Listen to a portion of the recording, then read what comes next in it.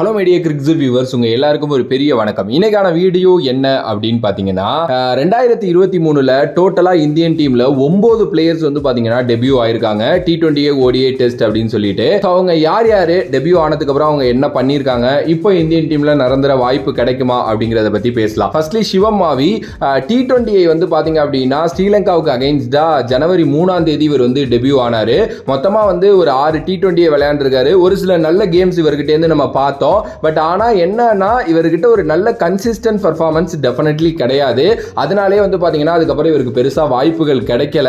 And ஒரு சில injury கன்சர்ன்ஸும் இவருக்கு இருந்துச்சு. மறுபடியும் வந்து இந்த வாட்டி ஐபிஎல் ஏதாவது நல்லா பண்ணார் அப்படின்னா டெஃபினெட்லி இந்தியன் டீமோட காலப்பை பயங்கரமா எதிர்பார்க்கலாம். அதுக்கு அடுத்தபடியா ராகுல் திரிபாதி, இவரெல்லாம் என்னைக்கோ இந்தியா ஆடி இருக்கணும்பா அப்படின்னு சொல்லக்கூடிய ஒரு பிளேயர் தான் ராகுல் திரிபாதி. என்னைக்குமே இவரை பார்க்குறப்போ எனக்கு ரொம்ப பிடிக்கும், நல்ல பிளேயர்ல அப்படின்னு சொல்லிட்டு இவர் இந்த வருஷம் ஒரு சில ஸ்குவாடில் வந்து பாத்தீங்க அப்படின்னா அறிவிச்சாங்க. ஸ்ரீலங்காவுக்கு அகைன்ஸ்ட் வந்து பாத்தீங்கன்னா டெபியூ ஆனாரு ஜனவரி 3ஆம் தேதி. இவர் வந்து பாத்தீங்க அப்படின்னா மொத்தமா 5 T20 இந்த வருஷத்துல விளையாண்டிருக்காரு. அகைன் எதிர்பார்த்த அளவுக்கு பெருசா இவர்கிட்ட இருந்து பெர்ஃபார்மன்ஸ் பார்க்கல. பட் 1 or 2 நல்ல குட் பெர்ஃபார்மன்ஸ் கொடுத்தாரு. பட் அகைன் வந்து இவருக்கான இடம் வந்து இந்தியன் டீம்ல இப்ப இல்ல அப்படின்னு தான் நான் சொல்லுவேன். ஏன்னா வேற பிளேயர்ஸ் வந்து இடத்த பிடிச்சிட்டாங்க.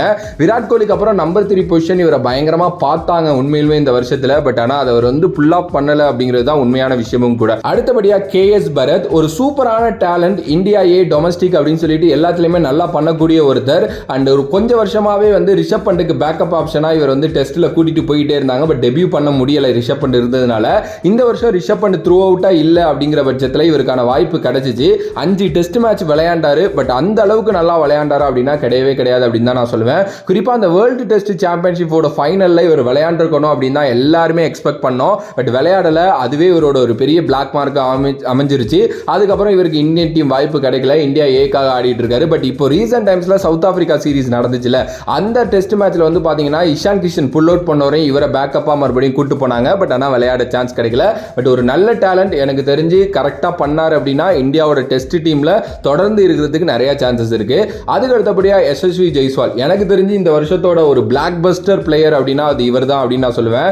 ஜூலை வெஸ்ட் இண்டீஸுக்கு அகைன்ஸ்டா வந்து பாத்தீங்கன்னா டெஸ்ட் டெபியூ ஆனாரு. ஒரு 171 ரன் வந்து ஃபர்ஸ்ட் இன்னிங்ஸ்ல அடிச்சாரு. அதுக்கு அடுத்தபடியா வந்து 12 T20 இந்த வருஷத்துல விளையாண்டிருக்காரு. அதுலயும் வந்து பாத்தீங்க அப்படின்னா ஒரு செஞ்சுரி வேற ஏசியன் கேம்ஸ்ல தட்டினாரு அப்படின்னு நினைக்கிறேன். ஸோ நல்ல பிளேயர், சூப்பரான டேலண்ட், நம்ம ஃபைன் பண்ண ஒரு பயங்கரமான பிளேயர் ஃப்ரம் IPL அப்படின்னு நான் சொல்லுவேன். பெரிய ஃபியூச்சர் இருக்குங்க. அதுக்கு அடுத்தபடியா முகேஷ் குமார், இந்த பிளேயர் யாருன்னே நிறைய பேருக்கு தெரியாது. ஆனா இந்த வருஷத்துல டெஸ்ட் ODI T20 அப்படின்ட்டு எல்லா ஃபார்மேட்லயுமே டெபியூ ஆகி எல்லாத்துலயுமே நல்லா பண்ணிட்டு இருக்காரு. ஜூலை அண்ட் ஆகஸ்ட்ல வெஸ்ட் இண்டீஸ் சீரிஸ் நடந்துச்சுல, அங்கதான் வந்து பாத்தீங்கன்னா அவர் டெபியூ பண்ணாரு. எனக்கு தெரிஞ்சு அடுத்த முகமது சமியை இந்தியன் டீம் ஃபைன் பண்ணிட்டாங்க அப்படின்னே சொல்லலாம். சூப்பரான டெத் ஓவர் பவுலருங்க. என்னங்க இந்த மாதிரி டெத் ஓவர்ஸ் போடுறாரு. சீரியஸ்லி இந்த IPL இன்னும் இவரை நல்லா க்ரூம் பண்ணும் அப்படின்னு நினைக்கிறேன். அண்ட் பயங்கரமான ஒரு ஃபைண்ட் இந்த வருஷத்துல. ஓகே, அடுத்தபடியா திலக் வர்மா, அண்டர் 19 காலகட்டத்திலிருந்தே திலக் வர்மா மேல ஒரு பெரிய நம்பிக்கை நான் வச்சிருந்தேன். ஏன்னா எனக்கு அந்த பிளேயரை ரொம்ப பிடிக்கும். ஆப்வியஸ்லி நான் டொமஸ்டிக் கிரிக்கெட் நிறைய பார்ப்பேங்கிறதுனால அதுலயுமே ரொம்ப நல்லா விளையாடுவார். ஓகே, இந்த வருஷம் அவர் இந்தியாக்காக டெபியூ ஆனாரு. வெஸ்ட் இண்டீஸ்ல T20ல ரொம்ப நல்லா விளையாண்டாரு. அண்ட் ODI டெபியூட்டும் வந்து பாத்தீங்க அப்படின்னா பங்களாதேஷுக்கு அகைன்ஸ்டா கொலம்போல வந்து பாத்தீங்கன்னா ஆனாரு செப்டம்பர் 15ஆம் தேதி. பட் அங்க பெருசா விளையாடல, ஒரே பால்லயோ நம்ம அவுட் ஆகி போனாருன்னு நினைக்கிறேன்.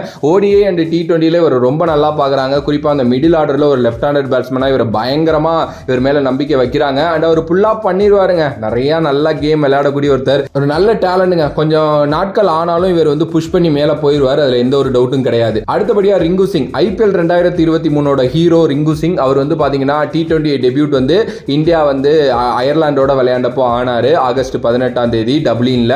ஒரு நல்ல பிளேயர், இந்தியாவோட ஃபினிஷர் கிடைச்சிட்டாரு அப்படின்ட்டு நம்ம எல்லாருமே சொல்லிட்டு இருக்கோம். ஈவன் தோ தோனிக்கு அப்புறம் எனக்கு தெரிஞ்ச ஒரு நல்ல ஃபினிஷரா இவர் தான் இருக்காரு. காமன் கம்போஸ்டா ஃபினிஷ் பண்ணி கொடுக்குறாரு கேம்ஸை. தொடர்ந்து எல்லா கேம்லயுமே எடுத்துட்டு போறாங்க இவரை. ஆப்வியஸ்லி ODI T20 டெஸ்ட் எல்லாத்துலயுமே இவரோட பேர் வந்துகிட்டே இருக்கு. ஸோ எனக்கு தெரிஞ்சு அடுத்த ஃபியூ இயர்ஸ் வந்து ரிங்கு சிங் இந்தியன் டீம்ல ஒரு நிரந்தர இடம் பிடிப்பார் அப்படிங்கிறதுல எந்த ஒரு மாற்று கருத்தும் கிடையாது. அடுத்தபடியா ஜிதேஷ் சர்மா, IPL ரொம்ப நல்லா பண்ணாரு. அதுக்கு முன்னாடி டொமஸ்டிக்ல ரொம்ப நல்லா விளையாண்ட ஒருத்தர், விக்கெட் கீப்பர் பேட்ஸ்மேன் இவர். ஸோ இவர் வந்து பாத்தீங்க அப்படின்னா நேபாளுக்கு அகைன்ஸ்டா ஏசியன் கேம்ஸ்ல டெபியூ ஆனாரு. பெரிய பர்ஃபார்மன்ஸ் கொடுக்கல. பட் ஆனா இவர் ஒரு நல்ல ப்ராமிசிங் கிரிக்கெட்டருங்க. தொடர்ந்து வாய்ப்பு கொடுப்பாங்க எனக்கு தெரிஞ்சு இந்தியன் டீம்ல. ஸோ அதனால வந்து புல் ஆஃப் பண்ணுவார் அப்படின்னு நினைக்கிறேன். அண்ட் இவர் ஒரு ஃபினிஷர் மாதிரி தான், ஃபியூ பால்ஸ்ல அதிக ரன் ஸ்கோர் பண்ணக்கூடிய ஒருத்தர். அண்ட் வரப்போற IPL 2024 இவரோட கெரியர்லேயே ரொம்ப பெரிய ஒரு விஷயமா இருக்க போது. அங்க நல்லா பண்ணார் அப்படின்னா தொடர்ந்து இந்தியன் டீம் வாய்ப்பு வாய்ப்பு கிடைச்சிக்கிட்டே இருக்கும். அதுக்கு அடுத்தபடியாக நம்ம தமிழ்நாட்டை சேர்ந்த Sai Kishore, the most deserved debut அப்படின்னா சாய் கிஷோரை தான் நான் சொல்லுவேன். ஏஷியன் கேம்ஸில் எஸ் ரொம்ப ரொம்ப அழுதாரு ஆக்சுவலி அதை பார்க்குறப்போ. 3 T20யுமே ஆடினார் அப்படின்னு நினைக்கிறேன். எஸ் விக்கெட்ஸும் நல்லா எடுத்திருந்தாரு. பட் அதுக்கப்புறம் வாய்ப்பே கொடுக்க மாட்டேங்கிறானுங்க. எதுக்கப்புறம் வந்து அப்போ விளையாண்டு விக்கெட் எடுத்தார் அப்படிங்கிறதே எனக்கு தெரியல. எஸ் அது வந்து ஒரு கரெக்டான விஷயம் கிடையாது. ஏன்னா ஒரு பையன் பல வருடங்களாக தொடர்ந்து டொமஸ்டிக் கிரிக்கெட்டில் ரொம்ப நல்லா பண்ணிக்கிட்டு இருக்கான். டிஎன்பிஎல் நல்லா பண்ணுறான். அதுக்கப்புறம் இந்தியன் டீம் வாய்ப்பு கொடுத்து அங்கேயும் நல்லா பண்ணுறான். அப்படின்னா எப்படி நீங்கள் எடுக்காமல் இருக்கீங்க அப்படிங்கிறதே வந்து எனக்கு தெரியல. சாய் கிஷோர் மேலே ஒரு காட்டுற இது இருக்குது பார்த்தீங்களா, அது வந்து மறுக்கவே முடியாதுங்க. அவரோட டொமஸ்டிக் ரெக்கார்டை எடுத்து பாருங்கள். அவர் வந்து தமிழ்நாட்டுக்காக விளையாடுறப்பையா இருக்கட்டும், இல்லை வந்து இந்த நார்த் ஜோன் சவுத் ஜோன் நடக்கும், அதில் சவுத் ஜோனில் எப்போவுமே இவர் இருப்பார். அதில் விளையாடுறப்பையா இருக்கட்டும், முடிஞ்ச அளவுக்கு வந்து பார்த்தீங்க அப்படின்னா தன்னால் என்ன முடியுமோ விக்கெட்ஸ் எடுக்கிறாரு. பேட்டிங்லேயும் நிறைய இம்ப்ரூவ் பண்ணியிருக்காரு சாய் கிஷோர். ஐபிஎல்லையுமே குஜராத் டைட்டன்ஸில் ஃபியூ மேட்ச் விளையாண்டு அங்கேயுமே நல்லா பண்ணார். இப்போ அங்கே வாய்ப்பு கிடைக்குமானே தெரியல. பிகாஸ் அங்கே வேறு வேறு ஸ்பின்னர்ஸ் இருக்காங்க அப்படிங்கிறதுனால. எஸ் ரொம்ப ரொம்ப ரொம்ப கஷ்டமாக இருக்குது இவரை நினைக்கிறப்போ. பட் ஆனால் ரொம்ப நாட்கள் அந்த டேலண்ட் அப்படியே ஒழிச்சு வைக்கலாம் முடியாது. கண்டிப்பாக என்னைக்காவது உடச்சிக்கிட்டு வெளில வந்துடுவார். நம்ம எல்லாரும் சொல்லிட்டு இருக்கோம் ஜடேஜாவுக்கு அப்புறம் அக்ஷர் பட்டேல் தான் பர்ஃபெக்டான ரீப்ளேஸ்மெண்ட் அப்படின்னு சொல்லிட்டு. Mark my words, Sai Kishore is coming. Okay, players எல்லாம் தான் இந்த வருஷத்தில் டெபியூ ஆனாங்க. ஆல்மோஸ்ட் ஒரு 9 பிளேயர்ஸ் டெபியூ ஆயிருக்காங்க அப்படின்னு நினைக்கிறேன். ஸோ உங்களோட கருத்து இவங்களை பற்றி என்ன அப்படின்ட்டு மறக்காம கமெண்ட் பாக்ஸில் கமெண்ட் பண்ணுங்க. அண்ட் இவங்க இதில் யார் வேற லெவல் டேலண்ட் அப்படிங்கிறதையும் மறக்காம கமெண்ட் பாக்ஸில் கமெண்ட் பண்ணுங்க. If you like the video please like, share and subscribe to நம்மளோட கிரிக்ஸிப் சேனல். நீங்கள் ஒரு இன்ஜினியரிங் இல்லை டிப்ளமோ ஸ்டூடெண்ட்டாக இருந்து உங்களுக்கு ஐடிக்குள்ளே போகிறது மிகப்பெரிய ட்ரீமாக இருந்துச்சு அப்படின்னா உங்களோட ட்ரீமை நினைவாக்கவே ராஜலட்சுமி எடுவர்ஸ்லேருந்து Python, Java, data science, finance மாதிரி மார்க்கெட்டிங் டிமாண்ட் கோர்சஸ் வந்து நடத்துகிறாங்க. ஆல்ரெடி 500+ ஸ்டூடெண்ட்ஸ் இங்கே படித்து செமையான ஜாபில் இருக்காங்க. 30+ இண்டஸ்ட்ரியல் எக்ஸ்பர்ட்ஸ் வந்து பார்த்தீங்க அப்படின்னா நம்மளோட ரீஜனல் லாங்குவேஜ் தமிழ் அண்ட் இங்கிலீஷில் கூட வந்து பார்த்தீங்கன்னா சொல்லித்தராங்க. வீக்கெண்ட் கிளாஸஸ் இருக்குது, லைவ் ஆன்லைன் கிளாஸஸ் இருக்குது, record and pre record sessions இருக்குது, ப்ராக்டிக்கல் ஹேண்ட்லிங்காக இது எல்லாத்தையுமே சொல்லித்தராங்க. ரெஸ்யூம் எப்படி கிரியேட் பண்றது அப்படிங்கிறதுலேருந்து சாஃப்ட் ஸ்கில்ஸை டெவலப் பண்ணி இன்டர்வியூ ப்ராசஸ் வரைக்கும் எல்லாத்துக்குமே உங்களுக்கு வந்து பார்த்தீங்க அப்படின்னா அசிஸ்டன்ஸ் கொடுக்குறாங்க. அஃபோர்டபுள் ப்ரைஸில் வித் 0 காஸ்ட் இஎம்ஐயில் உங்களுக்கு வந்து பார்த்தீங்கன்னா இதை சொல்லி தராங்க.